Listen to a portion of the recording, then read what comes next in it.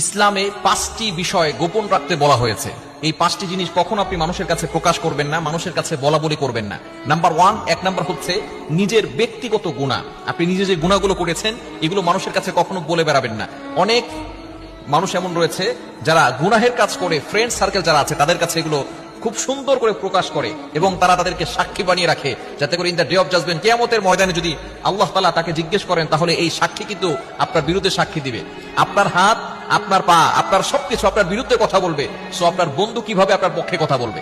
আপনার বন্ধু যখন জানবে যে আপনি তো গুনাহের কাজ করেছিলেন, আপনি অমুকের সাথে গুনাহ করেছেন। অনেক মানুষ এমন রয়েছে, ইয়াং পিপল যারা আছে, গার্লফ্রেন্ডের সাথে সে মিট করেছে, সেখানে কি করেছে সবকিছু, সে তো একটা গুনাহের কাজ করেছে, এটা আবার মানুষের কাছে প্রচার করতেছে। খবরদার, নিজের ব্যক্তিগত গুনাহ কখনো আপনি মানুষের কাছে বলবেন না। শুধু আল্লাহর কাছে তাওবা করবেন, আল্লাহ পাক রব্বুল আলামিনের কাছে ক্ষমা প্রার্থনা করবেন এবং আল্লাহ তাআলাকে কমিটমেন্ট দিবেন আমি আর কখনো এই ধরনের গুনাহের কাজ করব না।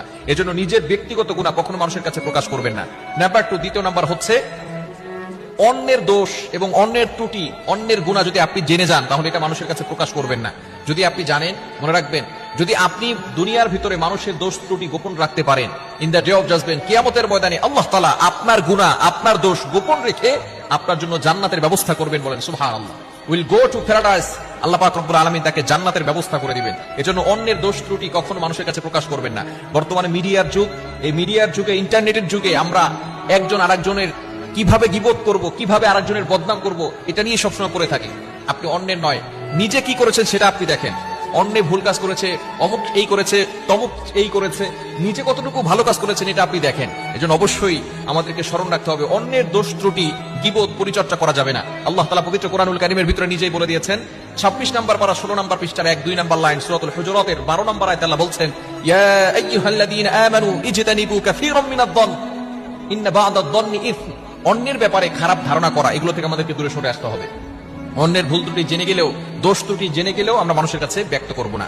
নাম্বার 3, তৃতীয় নাম্বার হচ্ছে স্বামী স্ত্রী একে অপরের দোষ মানুষের কাছে বলে বেড়ানো। অনেক স্ত্রী এমন রয়েছে স্বামীর দোষগুলো মানুষের কাছে বলে বেড়ায়, অমুকের কাছে বলে, তমুকের কাছে বলে। আপনাকে ভালো করে স্মরণ রাখতে হবে, আপনি আজকে আপনার স্বামীর দোষ মানুষের কাছে বলতেছেন, একটা সময় কিন্তু আপনার স্বামী আপনাকে ভালোবাসবে। যেই স্বামী আপনাকে ভালোবাসবে সেই স্বামী রাগ হয়ে গেলে, একটু রাগ করলে আপনি সহ্য করতে পারেন না কেন? স্বামীর ভালোবাসা ভালো লাগে, আর স্বামীর যে রাগ, স্বামীর যে ধমক, এটা আপনার সহ্য হয় না।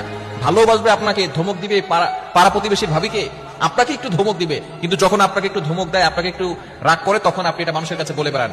যদিও আপনি পরবর্তী সময় স্বামীর ভালোবাসা এটা ভুলে যাবেন, কিন্তু যাকে আপনি বলেছিলেন সে কিন্তু ভুলবে না। পরবর্তী সময় এই কথা বলে আপনাকে খোঁটা দিবে, আপনাকে দুর্বল করার চেষ্টা করবে, আপনাকে ক্ষতি করার চেষ্টা করবে। এজন্য স্বামী স্ত্রী একে অপরের দোষ কখনো বর্ণনা করবেন না।